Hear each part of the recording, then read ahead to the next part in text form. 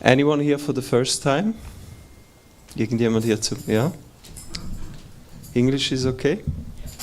English is good, ja. Herzlich willkommen, welcome.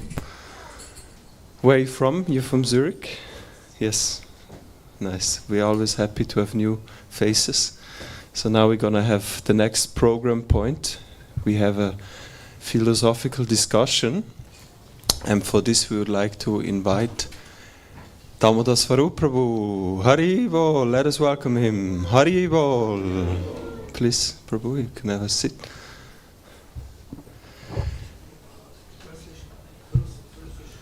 Russian translation. Yes.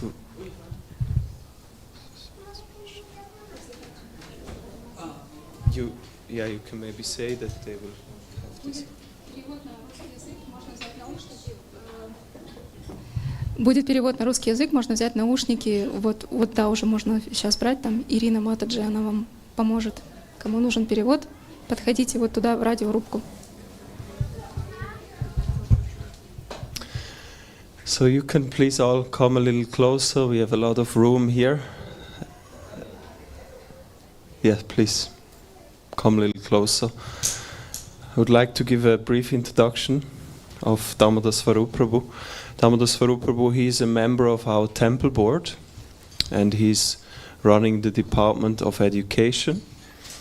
He's originally from Latvia and he got in touch with Krishna consciousness in 2007, and ever since then he has been learning himself, engaged in the practice of devotional service, and very early he started to, as I said, study, but then also organize courses and make arrangements so that the knowledge of bhakti is shared in courses.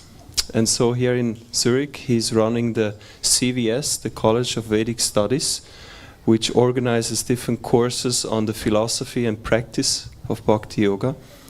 And today he will speak on the topic Sources of Inspiration. Yeah? Yes. So thank you, Prabhu, for taking the time. And please, there is still space. You can move a little closer if you like. We have, as we already mentioned, there's Russian translation into the ear with these small gadgets. Versteht jemand kein Englisch hier? Gut. Möchtest du übersetzen?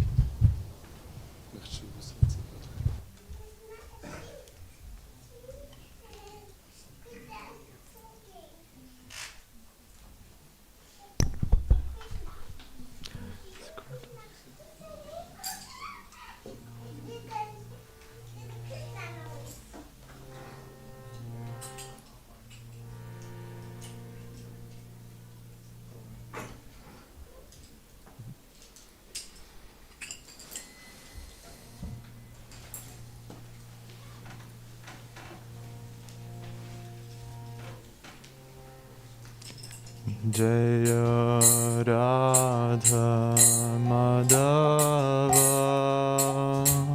Kunja Bihari Jaya Radha Madhava Kunja Bihari Jaya Radha Madhava Kunja Bihari Radha Madhava Kunja Bihari Gopi Janavallabha Girivaradhari Gopi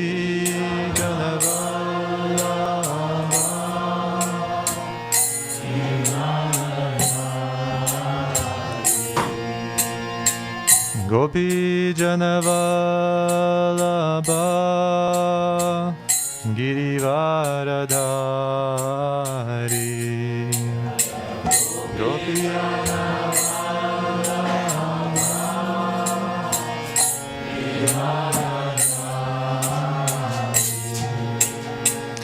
Yashodanandana Vraja Janaranjana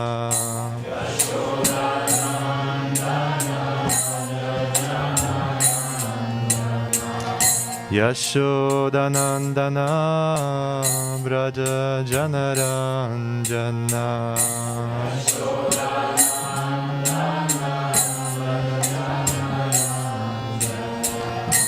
Jamuna Tira Vanachari Jamuna Tira Jamuna Tira Vanachari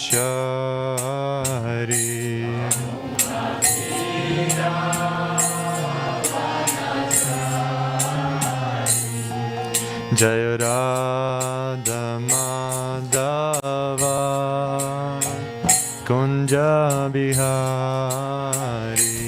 Jaya Radha Madhava Kunja Bihari Gopi Jana Vallabha Girivaradari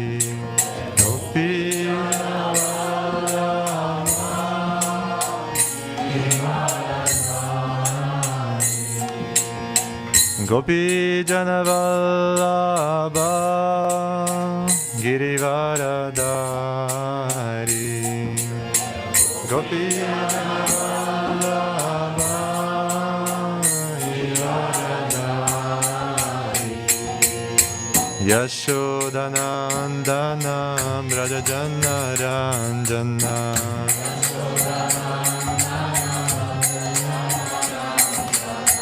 Yashodanandana Vraja Janaranjana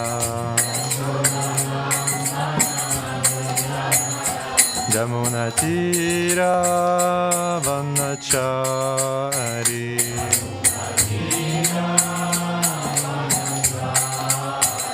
Jamuna Tira Vanachari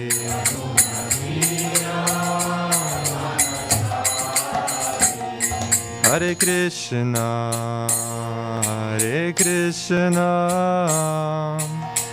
Krishna Krishna, Hare Hare, Hare Rama, Hare Rama, Rama Rama, Hare Hare, Hare Krishna, Hare Krishna, Krishna Krishna, Hare Hare, Hare Rama, Hare Rama, Rama Rama,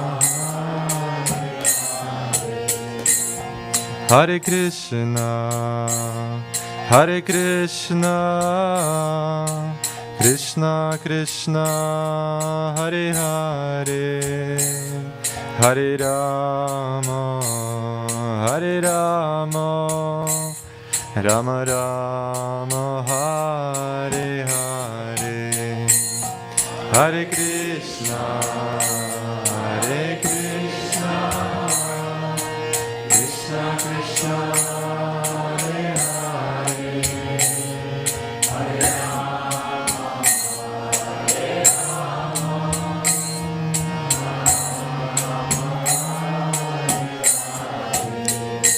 Hare Krishna, Hare Krishna, Krishna Krishna, Hare Hare, Hare Rama, Hare Rama, Rama Rama, Hare Hare, Hare Krishna, Hare Krishna, Krishna Krishna, Hare Hare, Hare Rama, Hare Rama,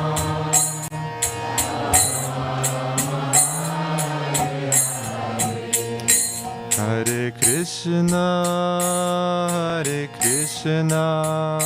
Krishna Krishna, Krishna, Hare Hare, Hare Rama, Hare Rama, Rama Rama, Hare Hare, Hare Krishna, Krishna Krishna, Hare Hare, Hare Rama, Rama Rama, Hare Hare, Hare Krishna, Krishna Krishna, Hare Hare, Hare Rama, Rama Rama, Hare Hare, Hare Krishna, Krishna Krishna, Hare Hare, Hare Rama, Rama Rama, Hare Hare, Hare Krishna, Krishna Krishna, Hare Hare, Hare Rama, Rama Rama, Hare Hare, Hare Krishna, Krishna Krishna, Hare Hare,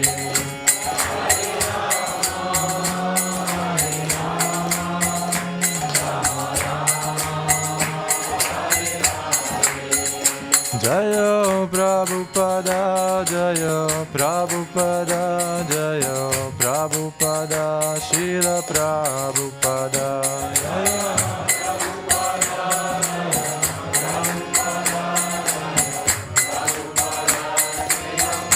Nitai Gaura Hari Bol, Hari Bol, Hari Bol, Nitai Gaura Hari Bol, Nitai Gaura Hari Bol, Hari Bol, Hari Bol, Nitai Gaura Hari Bol. Jai Ananta Koti Vaishnava Vrinda Ki Jai, Srila Prabhupada Ki Jai, Shri Gaurnitai Ki Jai, Jagannath Baladev Subhadra Maharani Ki Jai, Gaura Premanandi Haribo. Om Namo Bhagavate Vasudevaya.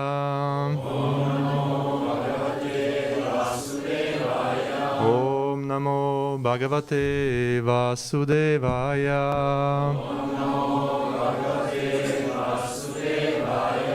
Om Namo Bhagavate Vasudevaya.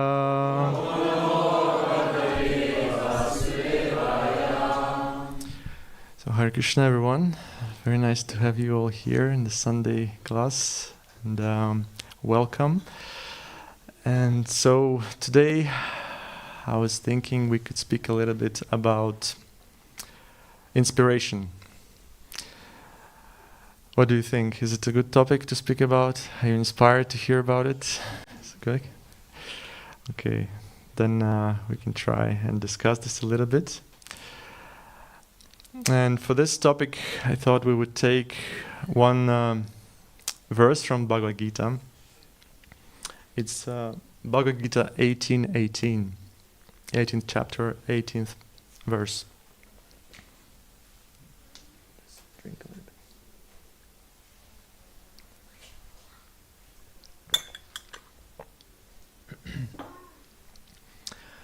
I'll read the Sanskrit and translation and the purport. Jnanam gyeyam parijnatam trividha karma kodanam karanam karma karteti trividha karma sangraham. Translation. Knowledge, the object of knowledge, and the knower are three factors that motivate action. The senses, the work, and the doer are three constituents of action. purport by His Divine Grace A.C. Bhaktivedanta Swami Srila Prabhupada. There are three kinds of impetus for daily work: knowledge, the object of knowledge, and the knower.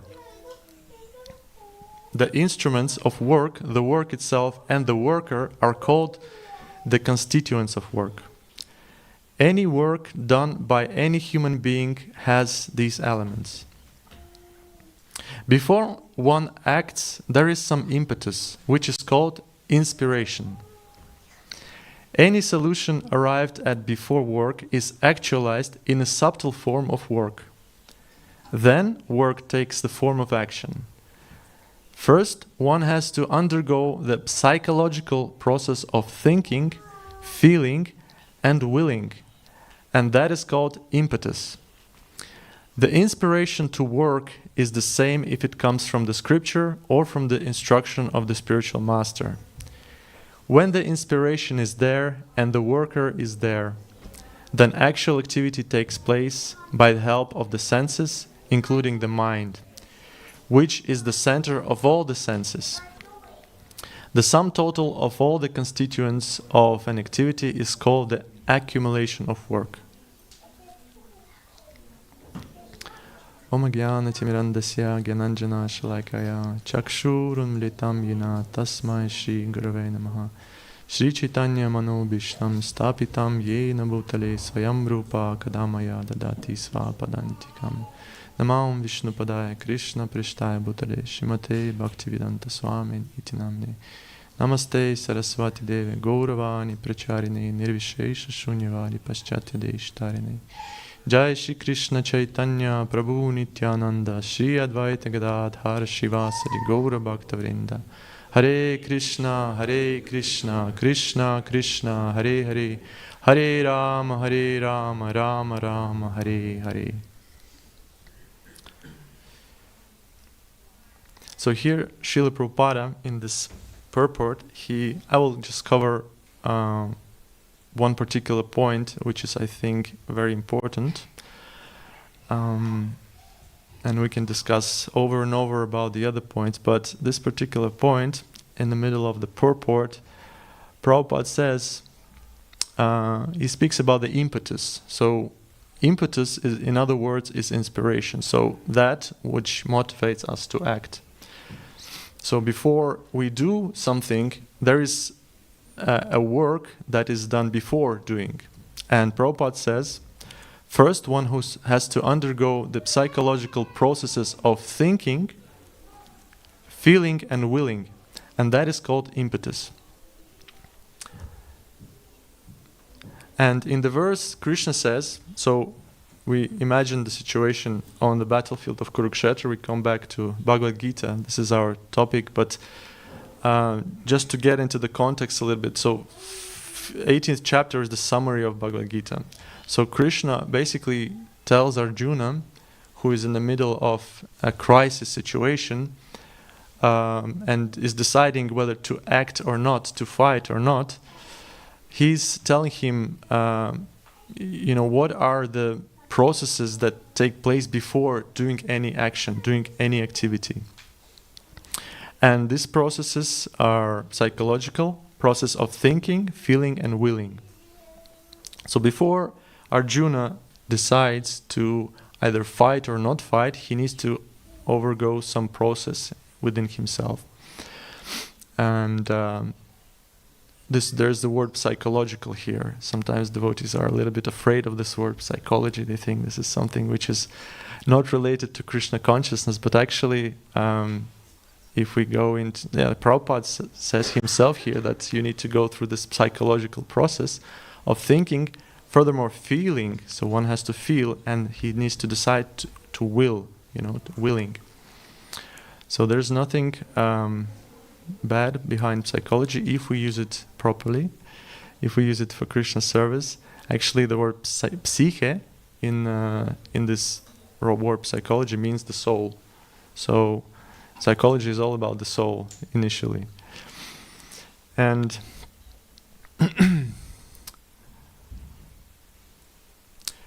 whether we are aware of it or not, we are on a journey.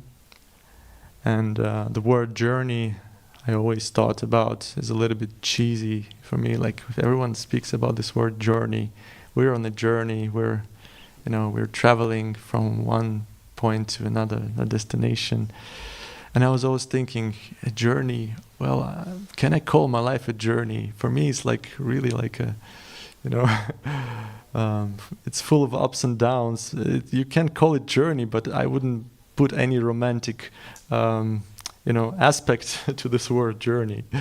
Maybe it's a little bit too romantic for me. But then I started thinking. Once I heard a lecture of Srila Prabhupada, and where he said,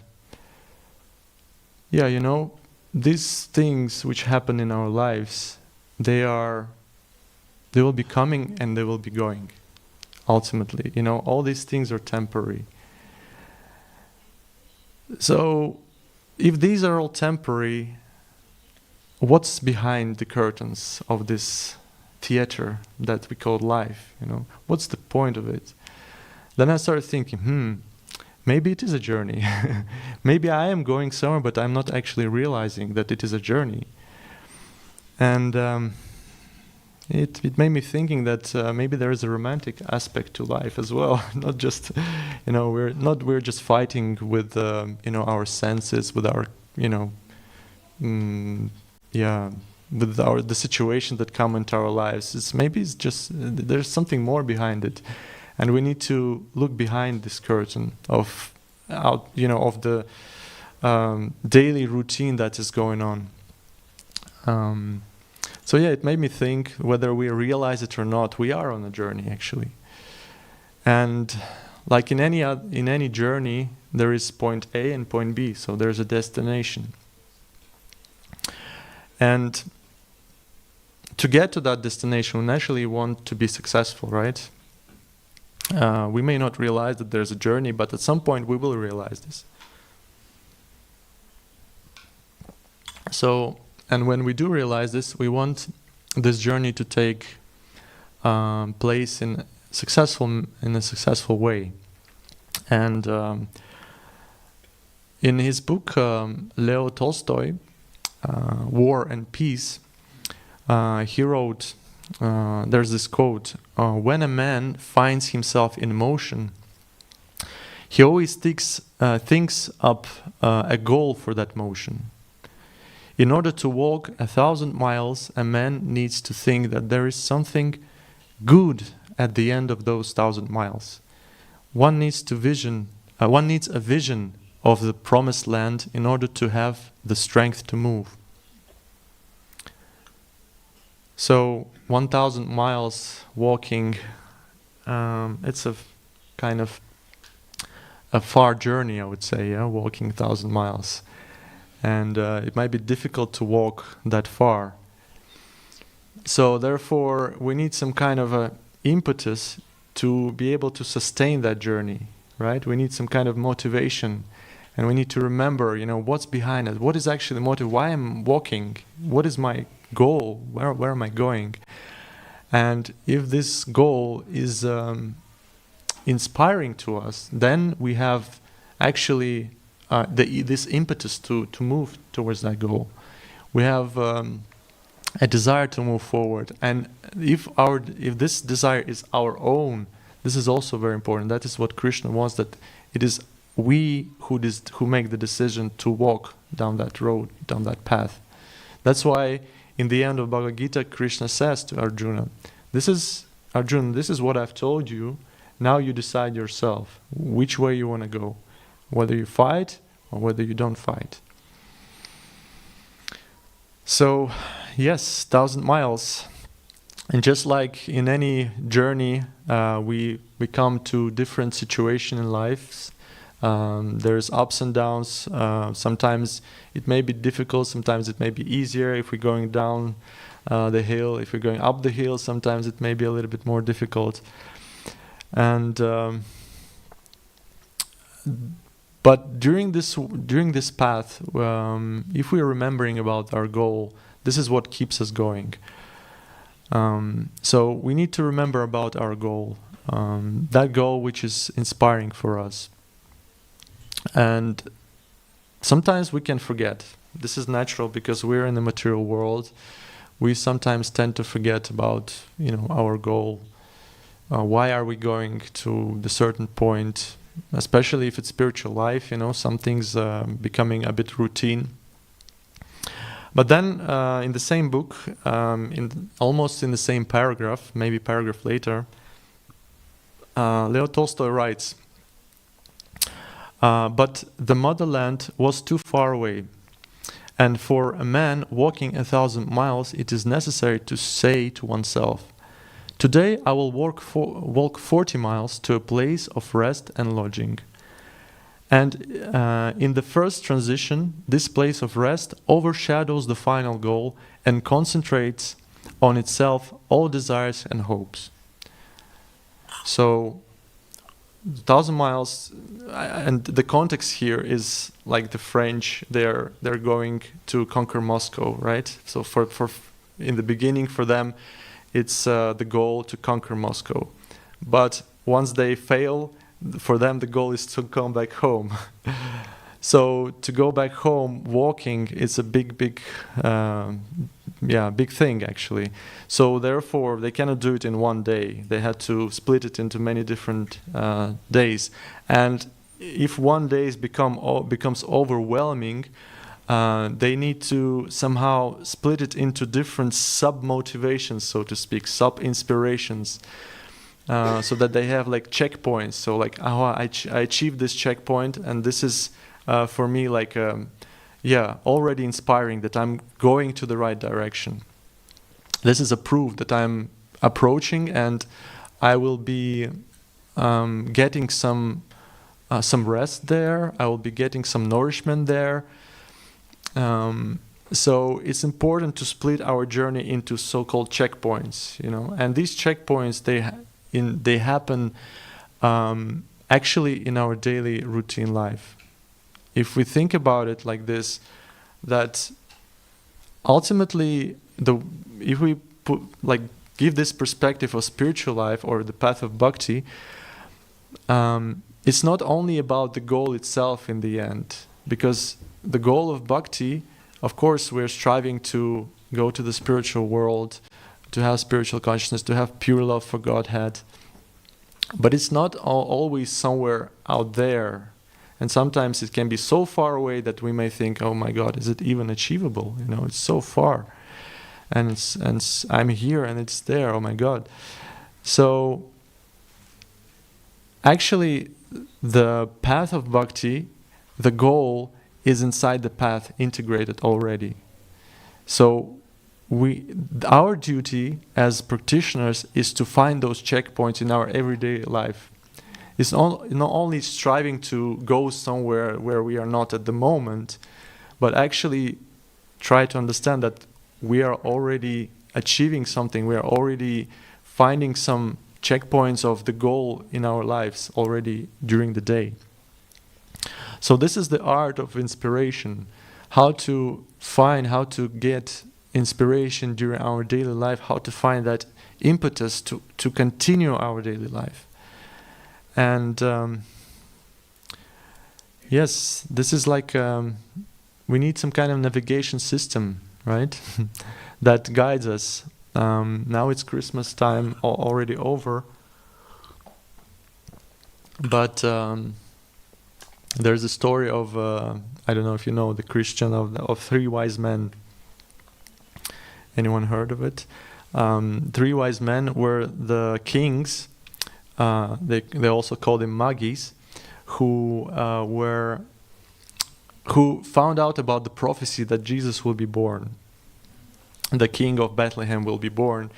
And how they found out? It is said that they were also astrologers. And they found out by the star. So the new star, the nova star was shining in the sky, and they said that this nova represents the birth of new king. So they decided to follow that star, and by the guidance of this star, they came to the Bethlehem where Jesus was born, and then they gave presents to Mary and Jesus, and they found Jesus by the star. So that's the old type of navigation system that they had. But in our daily life, we also need some kind of a navigation, right? So that we're guided by something.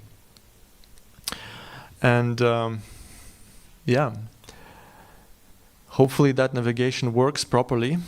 And in the beginning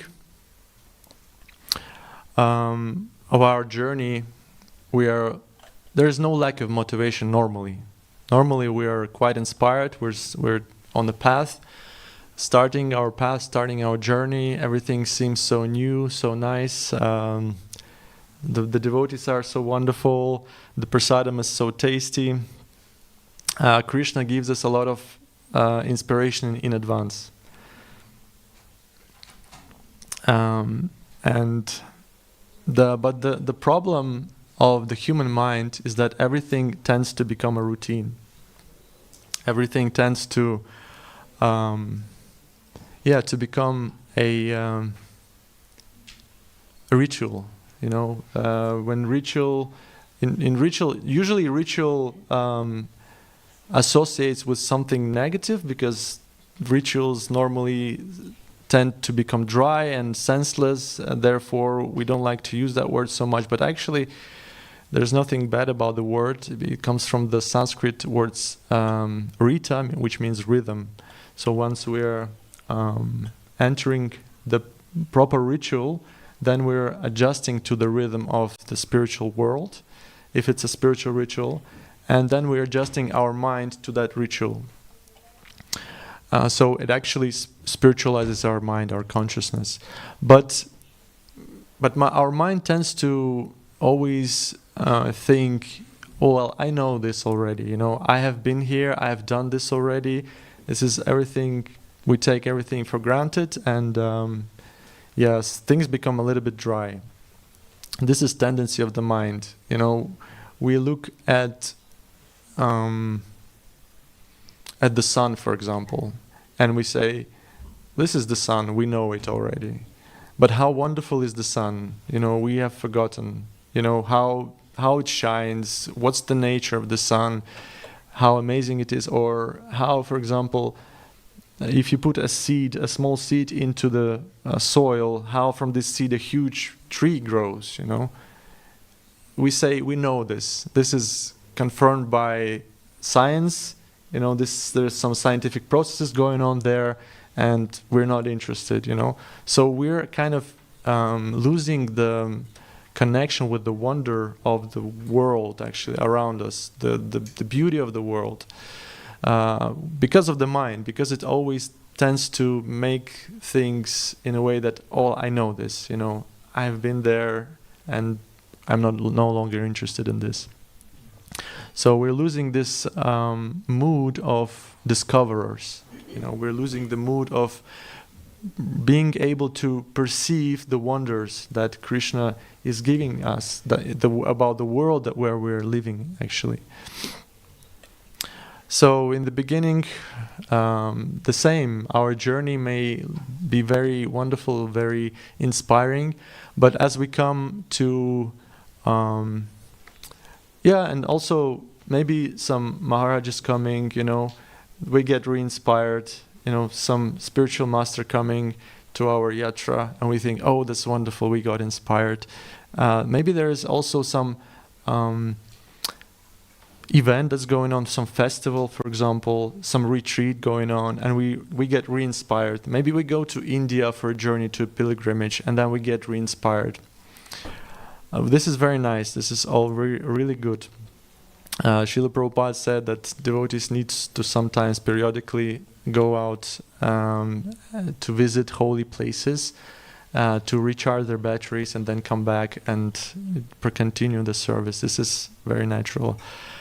But this is all impetus that comes to us from the outside. I remember one of devotees, he said that he came to the temple and he got this very amazing wave of inspiration while he was chanting the Sandhya Arati. He thought, oh my God, I'm doing Sandhya Arati, I'm chanting the holy names in front of the deities, and I've got so much inspired.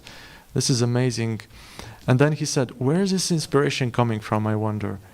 And then he looked nearby, and there was Bhaktivaibhava Maharaj. There he was leading that Sandhya Arati.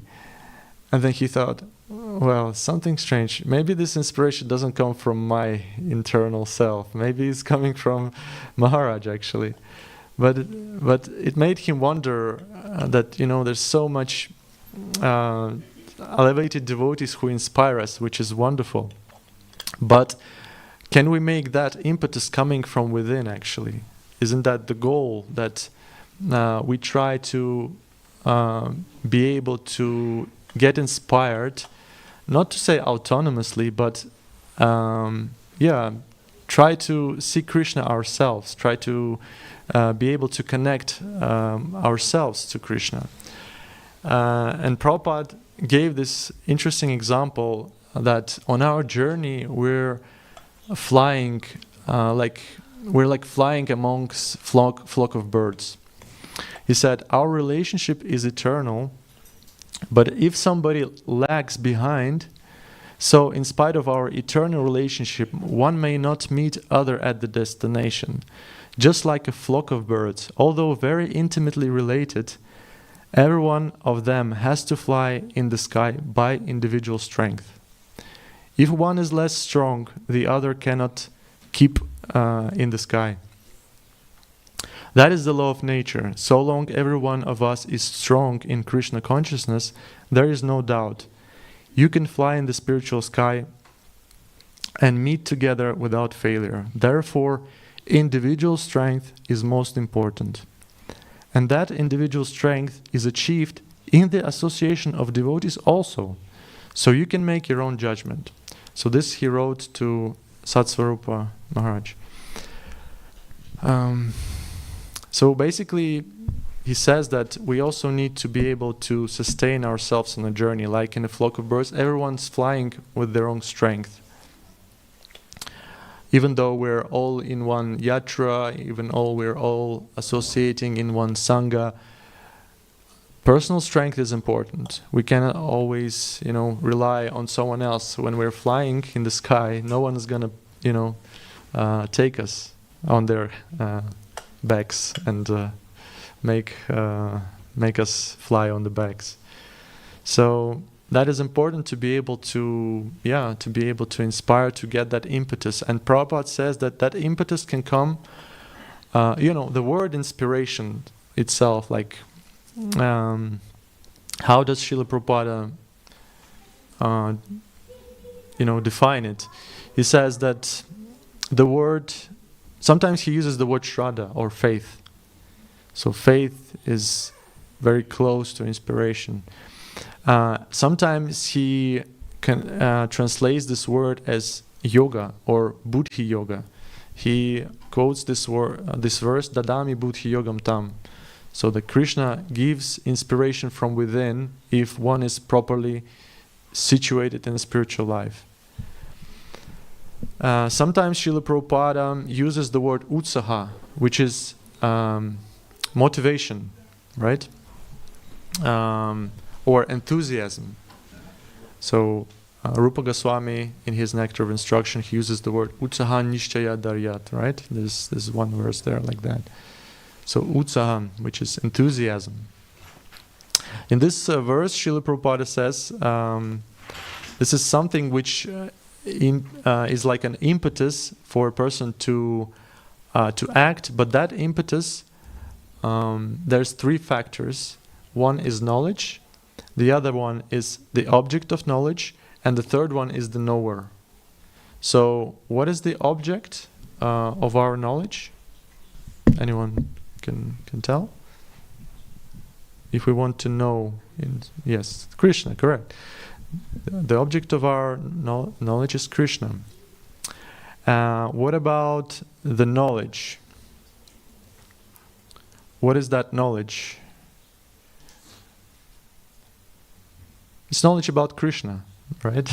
It's knowledge about the reality where we are in, the different laws that there are that Krishna has created, and once we know how things work, we have sometimes this aha moment, like, aha, yeah, so that's how this karma works. Sometimes you hear the word karma and you think, oh yeah, I know. But when it comes to your life, you think, aha, that's how it works, you know. So these aha moments come from knowledge. And then the knower. So the knower is the person who gets the knowledge. So he's also the, what's it called? What's it used here? The factor that motivate action, right? So there are different definitions, but the essence is that it comes from a spiritual plane. It comes from somewhere, inspiration. So it goes in, and what goes in? Spiration, spirit, right? So it comes by the mercy of Krishna, inspiration, right? So what could be the sources of inspiration? Can anyone tell? What could be our sources of inspiration in spiritual life? Does anyone have any sources? Except prasadam. Of course, prasadam is for everyone an inspiration in spiritual life. But what are other? Kirtan. Perfect. Kirtan. Devotees around us. Yes. What? Yes. Satsang. Correct. The scriptures. Yes. Prabhupada mentions this in the verse as well. The scriptures can inspire us. Perfect. Stillness. Yes. Yes. About stillness, it's interesting. Prabhupada said once that if you're feeling very agitated, just come in front of the deities and chant until your mind becomes still and steady, just like a lake. And when you see the lake steady, you can see the reflection of yourself, isn't it? And that's the whole idea of the mind becoming still and peaceful. That's the whole idea of yoga, is once your mind is peaceful and still, then you get connection with Paramatma. Otherwise, we cannot hear the voice of Paramatma. It's impossible. We're so many waves that are going around our minds. It's impossible to hear. But once mind is still, that's perfect. Anything else? From the same lines, We ourselves, the knowers, right? Yes, the factor of motivation. We can motivate. We can, once we understand something, we motivate. Perfect. Our soul. Yes. Yeah. We are soul, right? Very nice. Krishna himself. Krishna, the object of knowledge. Yes, perfect. Knowing him and knowing his life. Yes.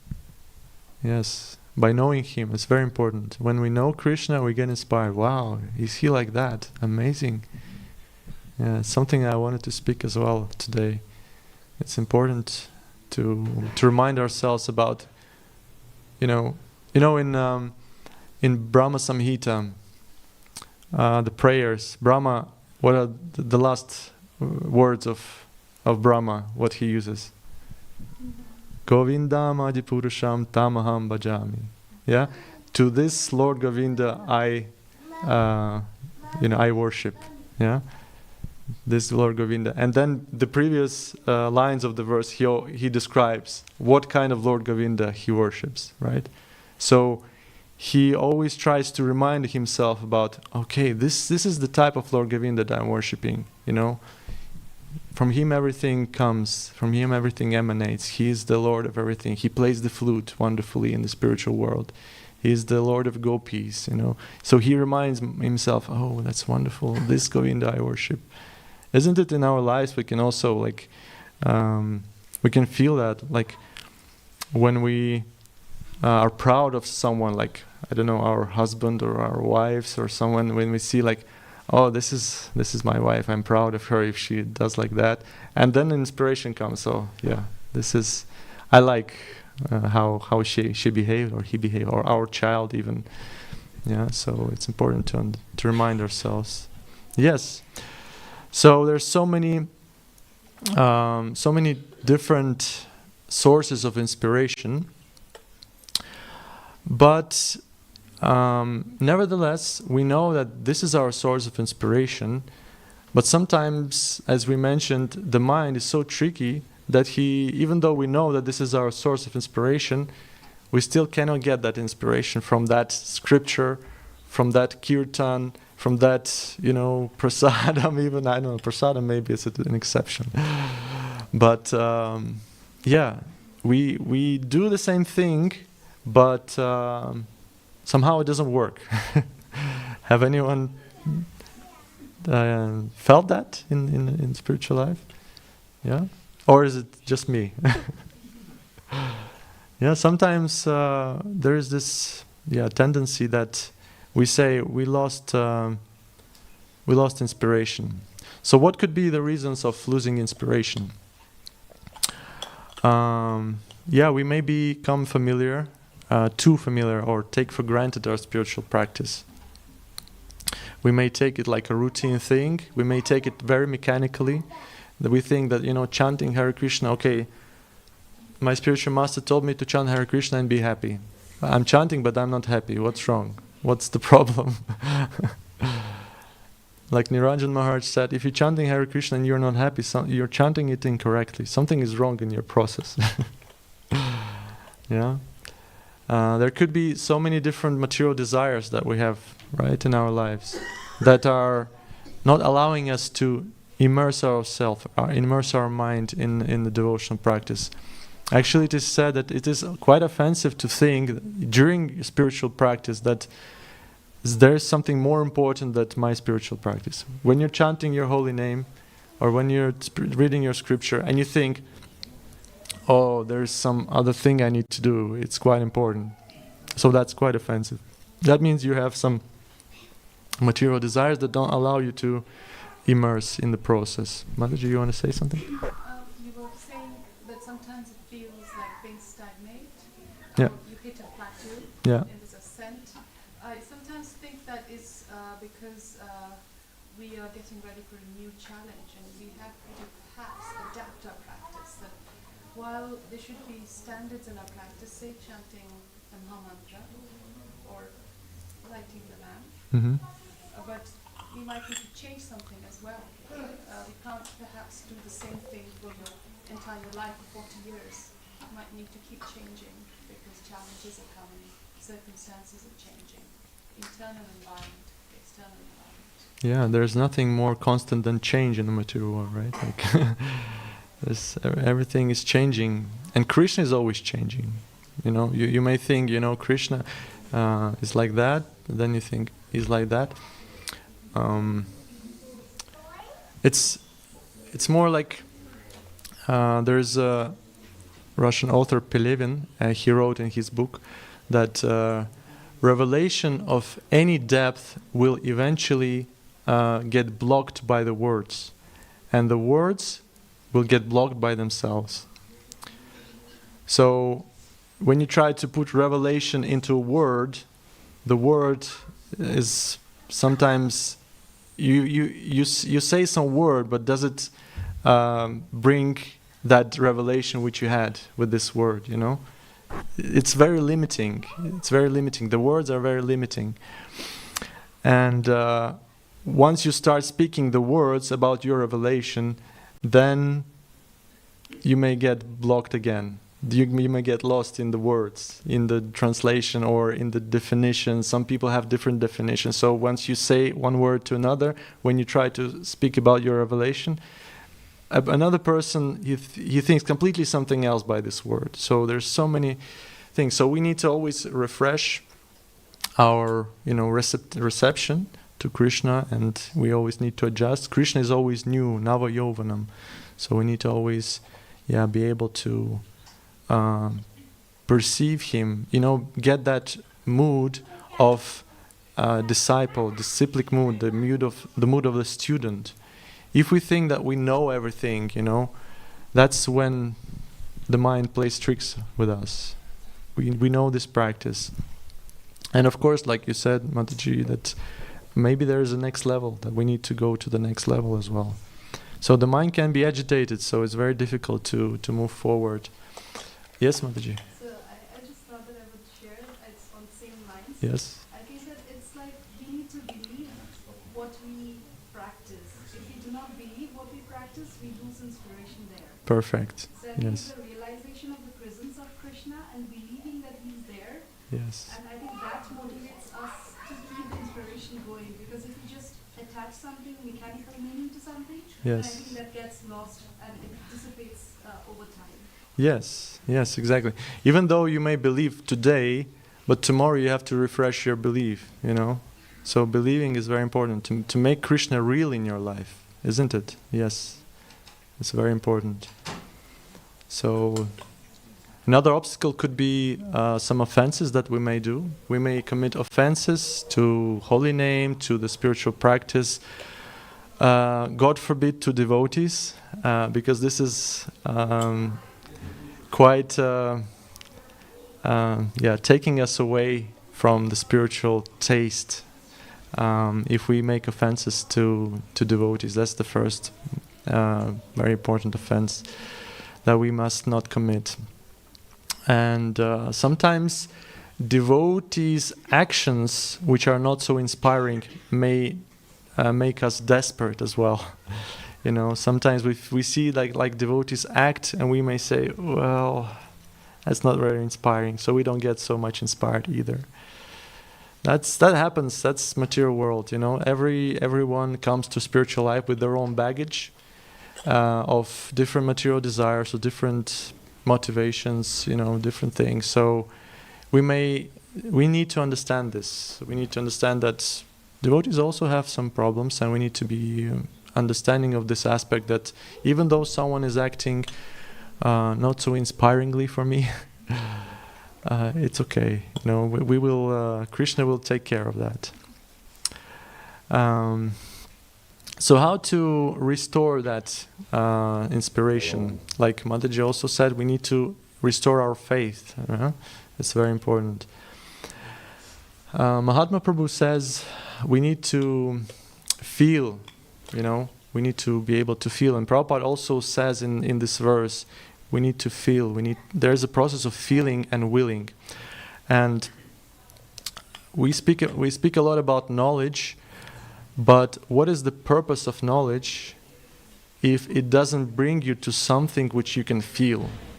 You know, we stay like Bhaktisiddhanta Saraswati Thakur. He gave this example of bees flying over the can of honey. You know, they try to access the honey, but there's a can, there's a lid. They cannot penetrate this honey. So we need to be able to access that taste. So that taste is what motivates us. When we read that Bhagavatam, when we chant the holy names, we need to bring our mind to the level of feeling. We need to actualize. You know, oh, Brahma stole the cowherd boys. You know, we read, oh, Brahma stole the cowherd boys. Oh, naughty Brahma. Okay, no problem. But what was the problem with Brahma? Why he actually did it? You know, isn't this something that also is relevant for our lives? You know, when we think, when Brahma saw the cowherd boys or the Krishna, you know, acting so simply, he thought, this cannot be my God. You know, he's too simple. He's eating this prasadam with his left hand, and these cowherd boys, they're feeding him with their hands. Is this God? Is this possible? And sometimes we look in the street, the devotees are chanting the holy names, and we think, are they actually those who realize the absolute truth? Is it the whole idea about spiritual life is chanting and dancing? It cannot be so, you know. But God says it is like that. So something is wrong maybe with my understanding. Maybe I need to rethink something. And when you think deeper, this is why you start thinking, this is actually relevant to my life as well. Maybe I'm missing something. And then you start asking yourself, you know, so what is it that I'm missing? What do I need to understand? So feeling what you understand, you cannot just understand with your head. It's not, you have to understand with your heart. So that's where motivation comes from. And I remember once in my student time, one of my classmates, she came up to me, and she was a Christian, and she came up to me and we sat together and started eating some food in the cafeteria. And then she asked me a question, do you believe in God? I said, yes, I believe in God. And she asked me, so what do you think? What is God like? You know? And I said, well, I think he's kind. I think he's righteous. And I think he's, he means good for everyone. He's compassionate. And she said, well, this is how you are as well. And I was thinking, oh, that's interesting how she, connected this somehow. And isn't it so? So what kind of God we're worshiping? So we need to refresh that, Who is that God? Is he relevant for my life, actually? Do I value him? Do I appreciate him? The one who I worship? Or we just only read that in a book that Krishna is the source of all the material worlds and that's it? Is it, for me, do I connect with that or not? If I don't connect with that, then what feelings can come from within, actually? So, yeah, it's important to feel what we understand, and we can do that through shastras. And one thing is also important, and we're already approaching the end of the class, but I will just mention a few things, which is actually what I wanted to speak about. The prayer, the prayerful mood. When we ask Krishna, help me, when we realize that I'm not inspired, I don't know how to act, I'm lost, Krishna, help me, So if we're seeking for that shelter in Krishna, that's when things become real. That's where gravity kicks in even in our prayer. When we just say, okay, Hare Krishna, Krishna Krishna, Hare Hare, Hare Ram. But there's nothing inside behind this. There's no impetus behind our chanting. This will be mechanical. This will remain always mechanical. So we need to come to the level of perception, and perception is only possible when we appreciate who Krishna is in our life, when we understand that he is actually our true shelter, and he can give me he's the only one who can give me help. If we understand that he's my only shelter, my mind cannot wander already. He's completely focused. Krishna, I know you are my only shelter. That's where gravity kicks in. That's where I start, connecting. Okay, yeah, that's real, Krishna. And when I don't feel like that, you may think, okay, now I understand gravity. That's cool. I need to understand that Krishna is my only shelter. But somehow the mind tells me, I don't feel that. I don't think that Krishna is my only shelter. Mind is quite stubborn. So what to do? You ask Krishna, I don't feel like that. I don't feel like you're my only shelter. You pray for Krishna, you're my only shelter, but I don't feel like this. You be honest, you be sincere with him, I don't feel like this. Krishna, help me to understand this. Why I don't understand that you're my only shelter. And with this, then, like Madhava Prabhu says, if you cannot cry for Krishna, cry that you cannot cry for Krishna. And asking myself questions, if I don't have this mood, if it's difficult to get inside this mood, what should I do? This is also a very powerful method. Ask yourself questions. Why I cannot adjust my consciousness to the right mood right now? Why I cannot be humble? Mahaprabhu says, Trinadapi sunichina tarorapi sahishna amanina manedina kirtaniya sadahari. In a mood of humble mood, then you can chant the holy name constantly. Giving respect to others and not seeking respect from others. Being more humble than a tree and more tolerant than a grass. Do I have that mood right now when I'm chanting? Maybe not. Maybe yes. If yes, then it's good. If not, why am I not having this mood? What is blocking me from this mood? Ask myself, what is happening with my consciousness right now? Because sometimes we don't even understand. We're just flowing by the river of life and we don't realize what is going on in our consciousness. So we need to catch those moments. And of course, like Mataji said, we need to remember for whom we're doing this. You know, who is our goal? We already spoke about a little bit about this. Yes, values. This is a big topic. Won't be able to speak about it, but yeah, what are our values in our life, in our spiritual life? Are we connected with our values? Are we acting upon our values? You know, something to meditate on. What is valuable for me? Where is my value? Is my value freedom? Why I want freedom? Freedom comes from Krishna, isn't it? Krishna is the one who gives freedom. Do I value beauty? Is beauty valuable for me? Do I act upon this beauty in my life? Do I act upon this freedom? If this is my value, do I act upon it? Always be connected with your values. And values are coming from Krishna. So basically, your values are Krishna. And of course, maybe the last thing which I'll mention is friendship in spiritual life is very important. To have friends, to have those who we can share some thoughts, we can share some inspirations with, we can share some problems with, not only spiritually but also material things, devotional. Devotees are very merciful, they will listen to many different aspects of our life. But we need to share, we need to find someone who can help us maybe understand what's going on in our life. And then you get re-inspired, you know. If we don't have anyone to share with, it may become very tough to live. So, yes, so we spoke a little bit about inspiration. And I need to end here.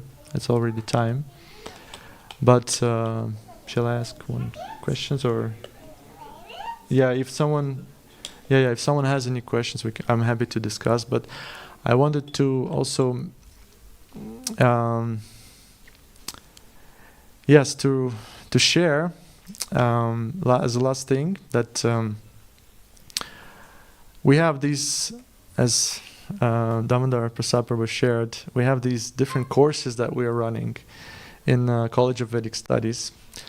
And in January, we will be having 2 courses so far, 2 are planned. One is about Bhagavad Gita introductory course. It's called Discover, where we can associate together, where we can ask questions, where we can get answers, where we can get the foundation of Bhagavad Gita. What is it about?